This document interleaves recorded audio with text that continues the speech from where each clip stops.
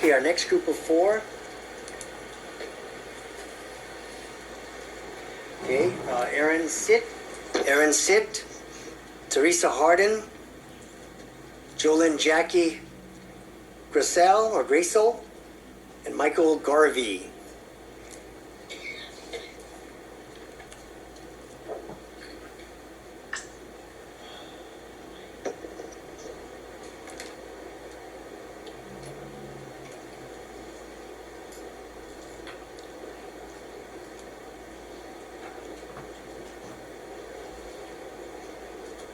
Okay, so why don't we start with Aaron Sit? Okay, because that person's not here. Theresa Harden. Hello, thank you. My name is Theresa Harden. I did bring some materials for everyone today that I really would like to discuss. And I put my card on there because I forgot to put who gave you the information, so just sorry. Thank you very much for the opportunity to speak today. I really appreciate the length that this council has gone, and over 2 years I've been coming to testify in efforts to try to help facilitate fair regulation for enforcement of this industry, something that's been neglected for decades. This group of papers that I've provided you, the first is a list of, specifically I'm interested in Waikiki. That is where the majority of my business, being a business owner, doing real estate, doing property management, is in Waikiki. And specifically the apartment precinct area that is from Kohio Village to the Alawai. This list represents all of the condominium buildings that are in this apartment precinct. Everything you see in black is a residential apartment that is strictly a residential apartment. The bylaws, the house rules, they all support residential use only. The handful of properties that are highlighted either in yellow or red are properties that should be looked at and exempted from current regulation that you're trying to create for Waikiki specifically. The reason for these is in the remaining papers. I provided just an example of 4 different buildings. Each one of these buildings, I have printed what the MLS real list data provides, what the Honolulu propertytax.com public record provides, what DPP as far as GIS and whole list information provide, and the back is what DPP provides. If you look at just the Aloha Surf building as an example, on our MLS, our realist data that pulls in, we used to actually have a designation of A2 zoning. That seems to have disappeared, surprisingly. I have not been able to find those handful of apartments that are A2 in Waikiki that should have some exemption or grandfathered in as far as usage that is allowed. If you look at, follow the green lines, it clearly says that it's in the apartment precinct, but property code use, I don't know where they get that information from. It says visitor lodging. County land use says hotel and resort. So we have a building that is in the apartment precinct that's individually owned. It's not a hotel operation, even though the name says it's a hotel. There is an active hotel pool worked there by Aqua. And those units that they are renting out are not owned by Aqua.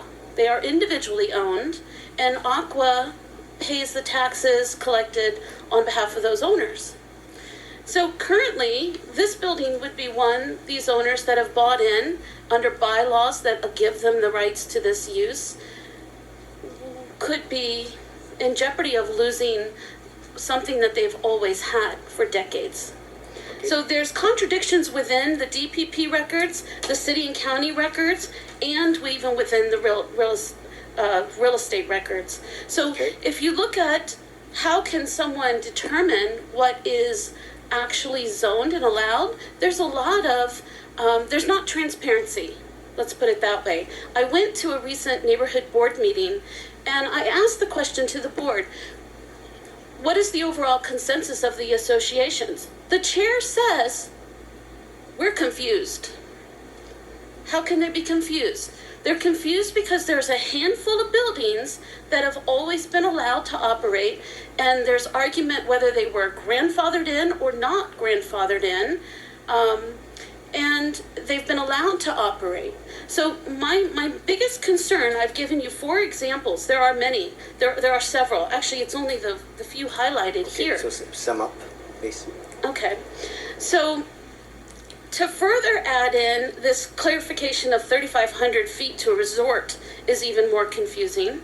No one's going to understand. If you look at the one-page DPP that comes off the whole list, it's interesting that at the bottom it has land use. It says apartment precinct, of course, even though the property tax is hotel, resort, but it has Ohana zoning ineligible. So it's clear you can't have an Ohana zoning, but there's nothing that's clarifying that says whether this use is allowed or not. Okay. So there's a lot of problems. To sum up. Yeah, I've given you a lot of latitude to share this information. So you've given us the materials. So just please sum up. So my request is to allow the original bylaws of the condominiums to stand in those handful of situations that contradict the zoning laws change that happened in the 80s that were unfair to those particular owners. When people buy properties, they receive under law condominium documents. There is nothing that comes from DPP or zoning that gives transparency there.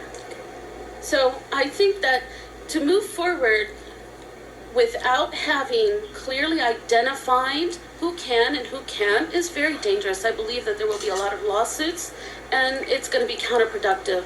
I am for regulation, I am for enforcement, but it must be fair, and fairness is what we don't have here.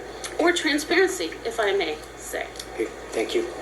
Any questions? Yeah, Councilmember. Thank you, Chair. Just to clarify one of your handouts, so this one. What's the difference between the red highlight and the yellow highlight? Well, the red highlight has owners being taxed at the higher use, hotel and resort. So they're being taxed at the higher use. You guys approved 2 years ago a new process that you identified. Well, it says 401 Door Street Hotel and Resort. Right. You identified several buildings that were under property taxes deemed to be residential, and you automatically created a list and said, okay, these are going to be taxed at the higher rate if the owner doesn't file the 5-year dedication. And there was a very strict window for that to happen. So it's unfair if you're going to tell someone that you're going to pay the hotel tax rate, but you're not allowed to use because there's a conflict with the zoning. There's just, it's conflict. And so, in efforts to make fair regulation, Oh, no, thank you. You answered my question. And perhaps at the right time we'll have DPP clarify that. Well, DPP did testify a few months back, maybe it was last summer, that they were in support of allowing the associations to dictate those individual. And the reason why I believe they say that is because the majority of Waikiki, it's not allowed. And as a realtor, in all the years that I have done property management, I've received one cease and desist letter. Well, okay, since you brought it up, wouldn't it be fair for the apartment owner to go and apply through DPP for a permit, and then either they get a permit or they don't? Then they would know if it was allowable or not, correct? People purchased under the assumption. Okay, but before that, go talk to DPP, or if you want to. Well, DPP says that there's no grandfathered in, but that's not the case because there's 23 hotel operations operating in this apartment precinct. That's not even on here. I didn't even put those hotels on here.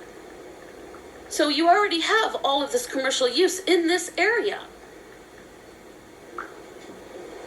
And no one has actually done a study to say, hey, let's look at this. You're trying to make a one-size-fits-all bill that's going to fit all neighborhoods. Waikiki is unique. And I'm not saying that every building should be allowed to say, yay, we are, yeah, or no, we're not. But I will tell you that the building next to my office, the Kuhio at Waikiki, is a resort zone building. Their bylaws say that they can do vacation rental or short-term stay. Matter of fact, the units, they bought one with a next-door unit attached through TMK as being the guest lodging dwelling. And the board, the association, for years said, no, our house rules say you can't do it. No, even though the zoning said, yes, you can. Well, recently, I guess, through all of this information, it's come to their attention that they are zoned to allow because they are a resort. But even that building had confusion from within. So if you don't just say, and you cannot just say one size fits all, you have to look at each type of property. And the ones that I'm most concerned about are these buildings that have active hotel pool operations, not hotels. These are hotel pools who don't own any of the units. And the units are not actual residential apartments. They are studios for the most part, without stoves or working totally functioning kitchens. They are lodging units, correct? So you can follow up with DPP on. I thank you so much. I'm happy that you hear us, and I really know that you guys are really trying to make the effort to do it. And I don't envy you at one bit because this is such a huge job. And for the rest of the island, I do believe fairness needs to be there. There needs to be a process. I don't think 1,500 units is gonna make fairness for the rest of the island. I think when you guys were thinking more about 3,000 to 4,000 units being permitted, that was good. I also strongly urge you to not allow neighbors to sue neighbors. Don't turn our neighborhoods into more war zones than they already are. That's been deleted. Thank you. Okay. All right. Any other questions? Okay. Thank you. All right. Next testifier, Deputy Michael Garvey. Yes, Okay. Please proceed. thank you. Thank you for this long day and all your hard work. I just greatly appreciate it. And it's a very, very tough issue we have here in front of us. I oppose 85 and 89, but I do strongly support regulating and supporting the people here on the islands in our self-employment and our economy and our jobs. And I think regulation is very important, but if you over-regulate, and some things are currently you already have all the regulations here and you can't enforce them, and then you're putting more regulations out there, or if you do something very, very drastic. Right now we have housing falling 10% here on the island. We have economy that could be a little tricky with all the trade deals and things going on. We're an island, one of the most isolated land masses in the world. Our main foundation is tourism. It supports all the jobs on the island here. So we have to look at it holistically. I really appreciated the braveness of our Mayor Caldwell to put forward grandfathering like they've done on the Big Island and other places, all the current ones, and then using our current. We have very good building regulations. Almost, we're the fourth most difficult and expensive city to build in right now in the United States, and the fourth most expensive. So we do have a lot of regulations there, and they're very good regulations that DP&E, Department of Planning and Permitting, has difficult enforcing. And then to add more, is the burden's just unbelievable. I say that we have good, if somebody makes noise in a vacation rental next door, you call the police. You don't have to create a court system with no due prudence and all this other stuff. We have current regulations of goods. If you did Mayor Caldwell's thing where you just grandfather in what we have, use our current regulations, and I think it's very smart to go ahead and use the current method that she suggested, where once you're grandfathered in, you'd have to post your tax ID on the advertisements, because that's the easiest and most cost-effective and access to everybody. It gives them a chance to do that and then regulate it with our existing regulations. And then we can fine-tune this so that, I'm also kind of against, or not, I am against, renting whole houses and a person not being there. that we need to respect our neighborhoods. I thought hard about doing this for almost 7 years before I finally started doing this 3 years ago, and I'm ready to close down if you tell me to. Whichever one of your regulations are going to be, I'm going to obey 100%. I went ahead and I was commercial real estate agent working for the Patel family for hotels, for site selection and strip centers. And I put my license in reserve because I'm not going to break the rules of the real estate license, but I am breaking the rules, even though they might be against the law.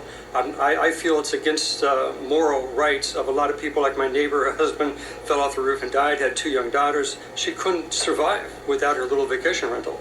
In my neighborhood, there's a Hawaiian family that's been doing it for 3 generations, and they can't survive without it. This is our base economy.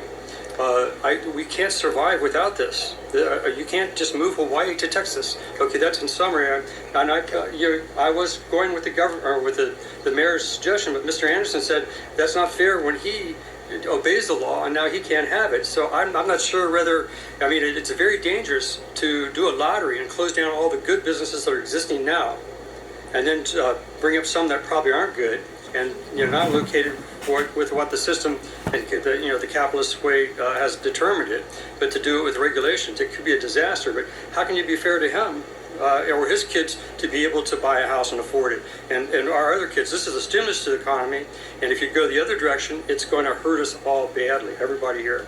Now, I don't know what's fair. Maybe do a half grandfathered and half a lottery. There's something has to be fair, and you guys can determine that. Okay, questions? Thank you. Okay, thank you. And Jocelyn? Jolene, Jackie? Jocelyn, Jackie, Okay. I'm Jackie Graessle. Can you guys hear me? We can. Yes. Of course. I support both bills, and specifically Councilmember Menor's and Monahan's. I don't know what happened with Councilmember and Kobayashi, but I am floored to see that addition, and I don't support the TVU portion of that. I am reminded of Senator Gil Riviere. He about 2 months ago he was testifying about, and I don't remember what it was about, but probably solar over Agawam lands.